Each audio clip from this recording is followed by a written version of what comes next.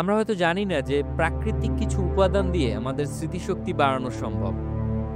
Salvia officinalis ও রোজম্যারিনাস officinalis দুইটি উদ্ভিদের রহস্য। অ্যালজাইমার রোগ ধীরে ধীরে মস্তিষ্কের স্মৃতি ও মনোযোগ হ্রাস করে। দীর্ঘদিন ধরে বিজ্ঞানীরা খুঁজছেন এমন কিছু পদ্ধতি যা মস্তিষ্ককে সতেজ ও কার্যক্ষম রাখবে।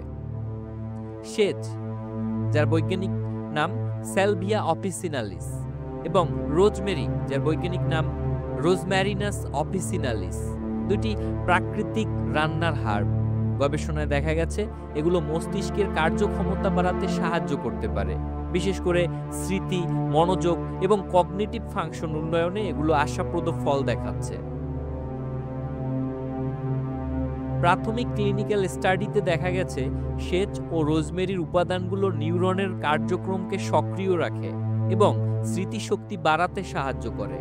তবে আরও গবেষণার মাধ্যমে বিস্তারিত প্রমাণ আশা করা হচ্ছে। প্রকৃতির এই ছোট উপহার আমাদের মস্তিষ্ককে সুস্থ রাখার জন্য অত্যন্ত গুরুত্বপূর্ণ।